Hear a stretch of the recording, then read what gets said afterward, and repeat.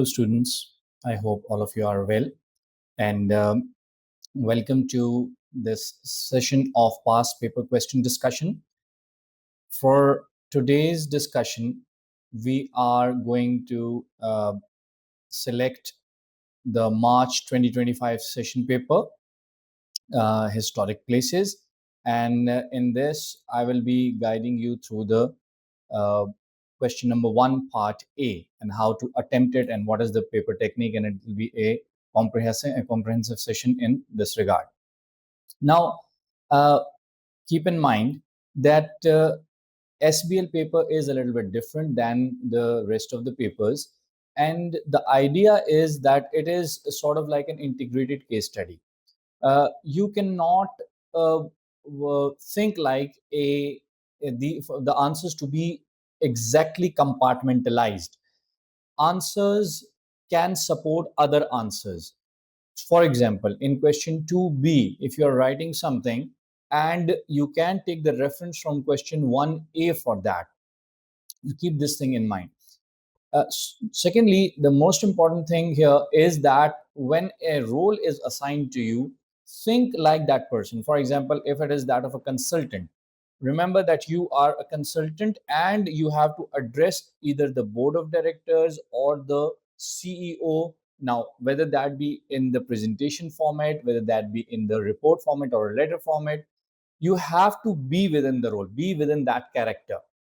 That way, it will help you uh, plan and execute the answer correctly. So in today's session, what we are going to do is we are going to plan a proper strategic response for question 1A. We will understand the contextual feature really mean which are asked in the question. We will learn step-by-step method to plan and formulate the answer. I'll give you complete comprehensive guideline. Apply examiner's expectation to boost the marks, a very, very important area that we have taken from the examiner report. And it tells us the mistakes that usually students do when they are attempting their answers and what to avoid so that you have better chances to improve the marks. And finally, it will give you a comprehensive a confidence in structuring the report under the time pressure. Let's first have the requirements and a little bit of a background. I must presume for this session that you would have gone through the pre-scene the and the exhibits before attempting this, especially the first exhibit of the letter which has been sent by the CEO to the consultant. If you haven't done that yet, pause the video right now, go back and look for that. We have already shared on Hamza Academy portal a complete guideline for all the questions that were included in that session's paper. You can refer to that as well. All the material will be there. If you still have any queries or you need these exhibits, you may contact the Hamza Academy management and we will provide that to you. Okay. Now, a little bit of a background. Historic Places is a charity which aims to preserve historical sites and objects in the country, Rhodesia. You are a senior consultant leading a team. So this is going to be your role in this case. A team of independent consultants employed by HP to advise on various strategic matters. Current current date is 4th March 2015. Okay. First question that it is asking you is HB's newly appointed CEO has sent you an email about the number of areas which she wants you to discuss. Firstly, she is keen to implement a program of changes. Key point here that focuses on maximizing HP's income.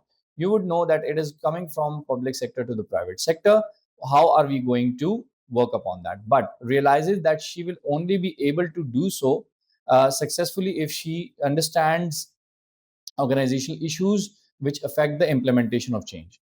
Your task is to prepare a report for HP's CEO which discusses the contextual features of HP which she needs to consider when implementing her proposed program of changes. So there are two key areas that you need to focus here.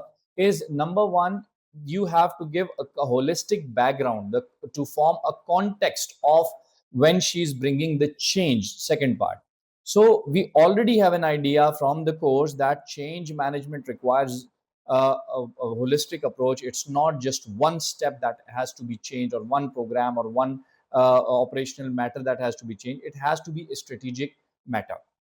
So second part, important one, is professional skills marks are available for demonstrating communication skills by clarifying to the CEO the contextual features he needs to consider for successful implementation of our program of changes. Now, first, we will have a mapping out. Let's decode the requirements. What is the examiner actually asking for? Number one, it is the contextual features. And number two, we have to focus on the change. Then we have to focus on a report format, and we have to apply relevant strategic, structural, and cultural analysis as well. So, in order to form the context, we have to have all of these analyzed. Then, finally, for the professional skills marks, 4 marks, very, very important.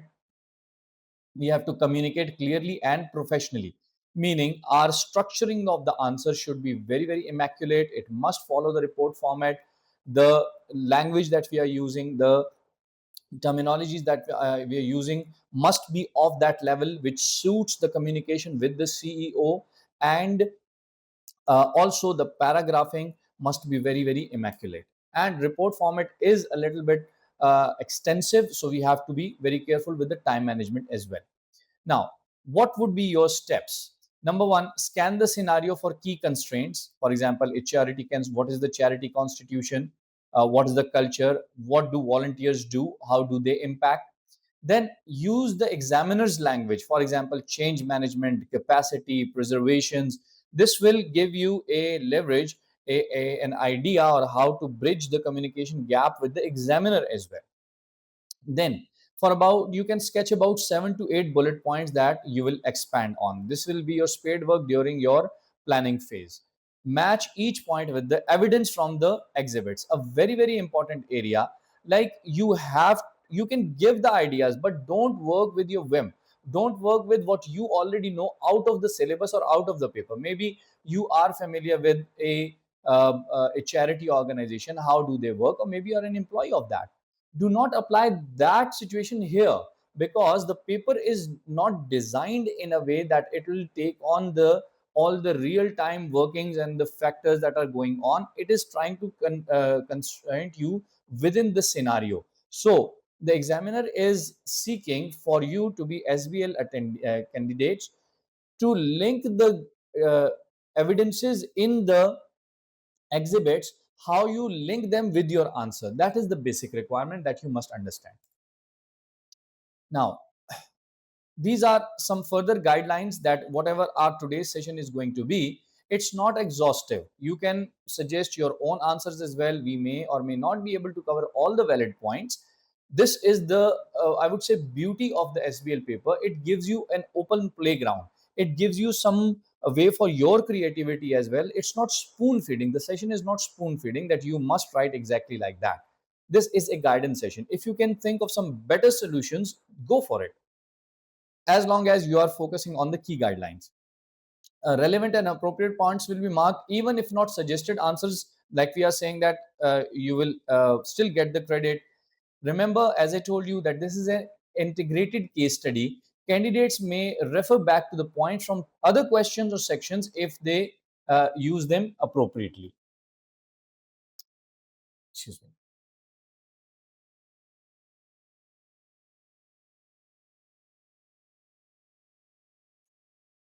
Okay. Level of detail that you are required. Suggested answers are more detailed here, and maybe there could be a lot of discussion in that. Obviously, when you're writing, such discussion is not required. You will be thinking. Okay, what would you do? What is required of you? Provide a clear structure and approach expected from the candidate. This is very important. Demonstrate a range and depth of knowledge, not just superficial knowledge, not just the knowledge that you are just linking things. You have to perform the analysis as well, and serve as a helpful resource for revision. This is the purpose of these suggested answers, is to just to give you a guideline, just to show you the way. In the exam, you will be the one who would be walking the path. So you can take these guidelines, but do not take as them to be a very specific and exact thing that has to be done. You have to be clear, because this is the professional level, it is expected of you. Now, when you are writing the report, the format has to be followed. There will be a title, the report on the contextual features to the CEO, historic places, from the senior consultant. You write the date, which is mentioned already. Introduction. Now, here comes the important bit. Though the format is also important, but here comes the important bit. You have to, because this shows you your communication skills. The structure is very important. Introduction. You first start, you do not abruptly start your answer with this is the construction feature number one. No, you have to mention the purpose of the report. You have to introduce it, scope of the changes, nature of the changes. It is a realignment, not a complete transformation. You have, then when you come to the main body, headed section should be there, 7 to 8 contextual features with application. And finally, do not, just like you started, you're not required to start abruptly, you're not required to end abruptly. You have to give a conclusion, summarize the critical enablers and risks at the end. Okay, for the communication part, the 4 marks that are very important, they are very solid marks. If you pay a little bit attention, you can easily get these. Use clear and professional note. You're writing to a CEO, so your language eloquency should be of that level. Do not use general language in which you would be talking to your subordinate, or the or your or a person who's a layman to the business. Avoid excessive theory, apply instead. That is also very important. Don't just mention things, apply, link it up uh, uh, with the exhibits and the pre-scene for that matter. Be structured, one idea per paragraph, and use linking phrases. This implies that, as a result, this limits. These could give you a helpline. Let's include, this is an overview of what you could include in your answer, the contextual features basically. Before that, there will be introduction. At the end, there will be conclusion. So what you do is you will include, I will not go into these details, I will just give you the features, and then I'll explain all of these one by one. You have to explain the legal scope. You will have to set up the mission and the values of the organization. You will have to talk about diversity, capability, capacity, readiness, time, and power available to the CEO. So this is the basic content map. This is what you have to include. Now I will give you one by one detail of these. For answer guidelines, first is the introduction phase. Why it matters? Because it sets the tone and context of the answer. It is linking to the scenario. You are basically context building for the report. In introduction, you could write like this. This report outlines the crucial contextual features of HP that must be considered when embarking on a program of organizational changes. It is imperative. Now you see these words, embarking, imperative. This shows you a little bit higher level of eloquency, and shows a much more professionalism in your writing skills. To recognize that this initiative primarily represents a realignment of priorities rather than a fundamental transformation. So this is the basic core that you are hitting, that this is the purpose of the report. HB's core charitable mission and activities will remain intact. A comprehensive understanding of these inherent organization dynamics is pivotal for the success of implementation. So finally, you are telling that whatever I am going to tell you, that is important for the change to be brought in. Now let's get with the introduction. We have done with the introduction part. Now this is the main body. You will go step by step, and you will give the the headings as well. Scope or legal scope. Now why it matters? Because you cannot violate the charity regulation. So whatever changes you are going to bring has to be within those laws and within those legal frameworks. uh, you're linking it to commercial subsidiary constraints. So it's not that whatever you want to bring the change, you will be able to do. This is still a charity, and still you have to follow those regulations. You could write your answer in this way. The scope of change is limited by HP's constitution and the charity regulations. For instance, HP must operate commercial activities through a separate subsidiary. Now, this, for example, for instance, this shows your linkages to the exhibits, and the pre-seen material. Any proposed changes must adhere to the requirements of the trustees to safeguard the charity's fund. Now, you are clearly mentioning that you have gone through the material and you know that the answerability, the accountability is towards the trustees. Avoiding speculative activities. Changes could also be constrained by potential threats to HP's reputation, which could impact the public support. And, for example, regarding marketing methods or employee treatment. Now, why is public support important? That goes to the donations and further support from the public in general, because there are other charities of the similar sort as well. The mission, linking it up to the mission and values of the organization, we must preserve the charitable objectives. They are not going for business organization. The charitable objectives must still be there. So it will reflect into visitor experience, site upkeep. Those are the constraints, and those still will be the constraints for us. Now, it is essential that sufficient resources contribute to be allocated sufficient continue to be allocated for the preservation of historical sites, a very, very important area, because in order to preserve them in the condition that they initially were, that is the main point of attracting the visitors to that site. If you are going to renovate it, the whole point is lost. And the promotion of public interest in them. Critically, the motivation of all HP personnel, including the tour guides, very important area, because these are the first link to the visitors. These are the actual link to the visitors. Shop and restaurant employees and volunteers, wherever the visitors are going to experience HB, they are not going to meet the CEO, they are going to meet the operational levels, and they have to be motivated, must be proactively maintained, as the direct interaction profoundly shapes the visitor experience and overall perception of the charity. An image. Now, you have paid a handsome money for preservation of the site, but your tour guides are not friendly enough, they are not motivated enough, and that reflects the whole idea of visitors coming in and appreciating would be lost.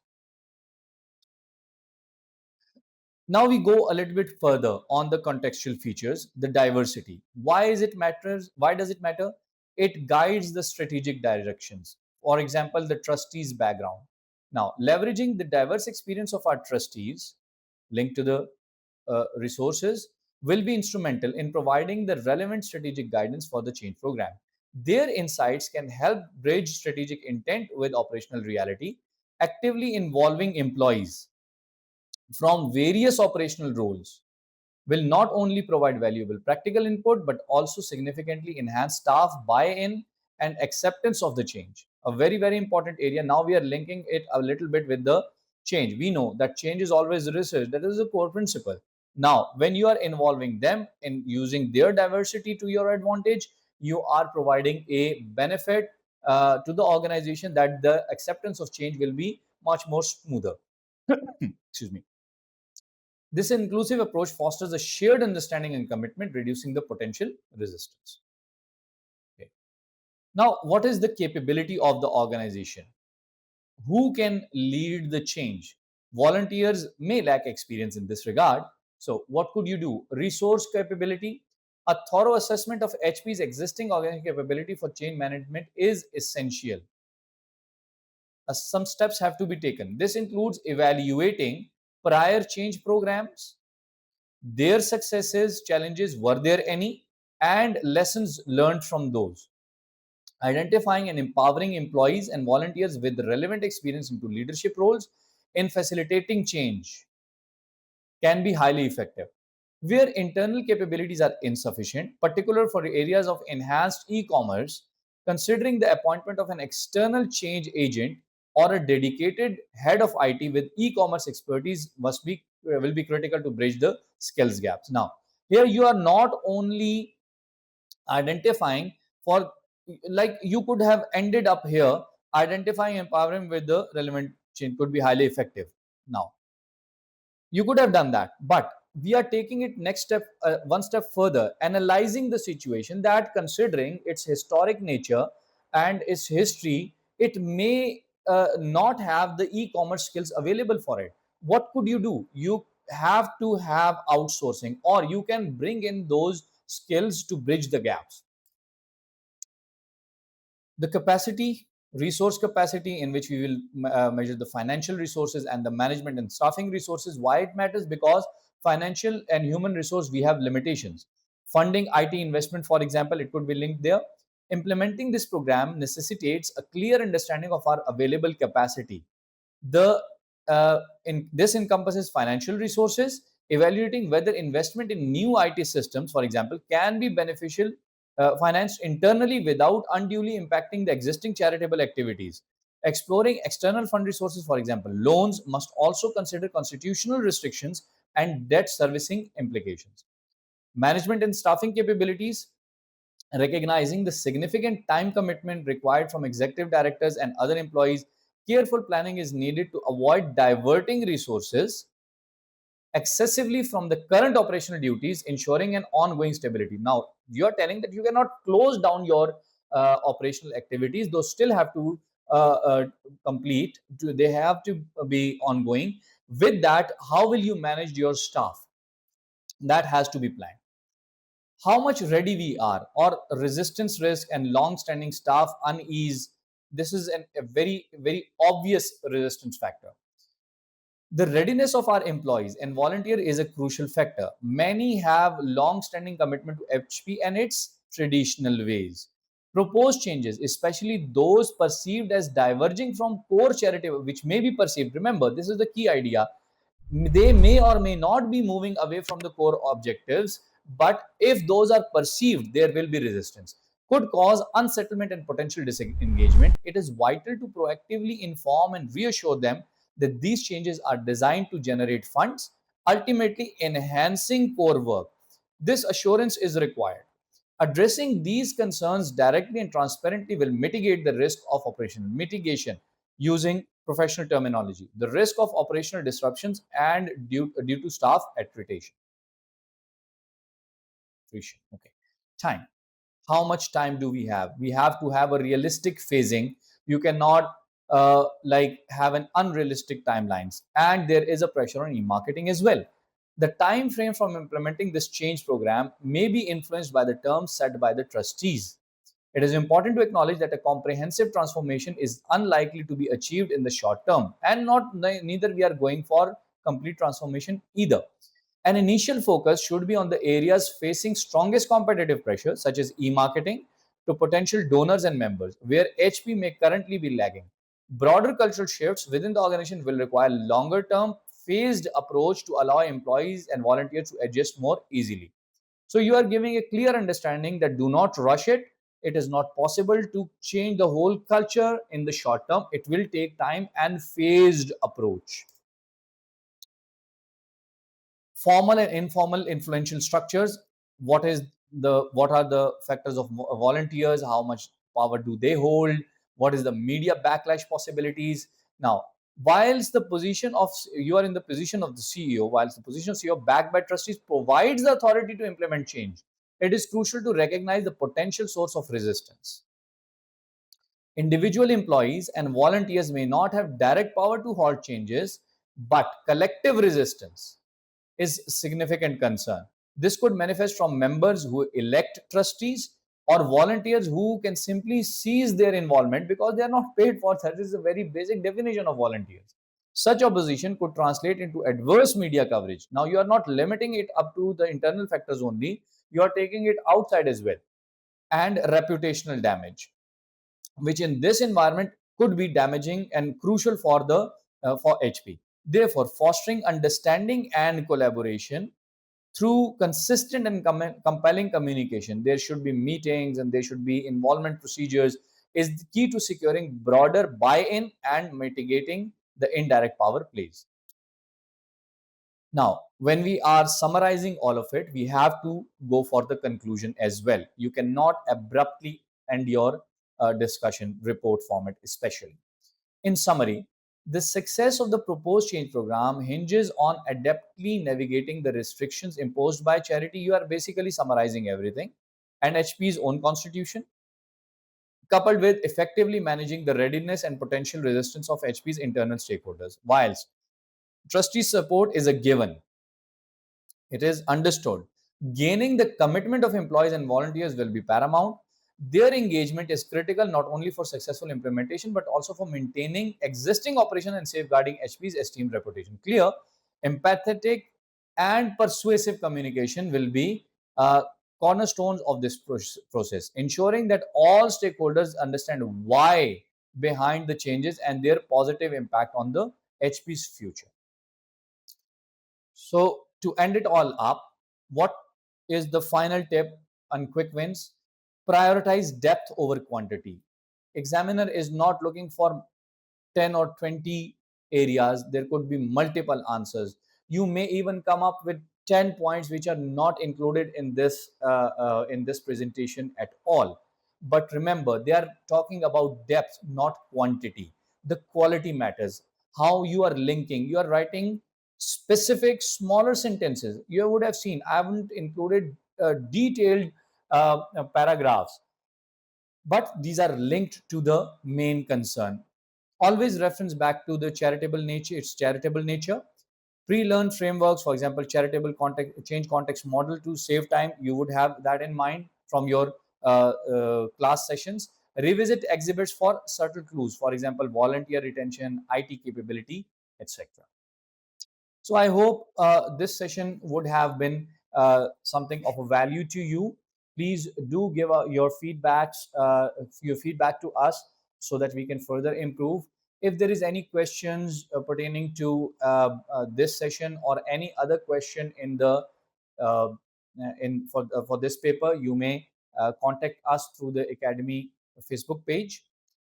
Also, I would highly recommend that you download the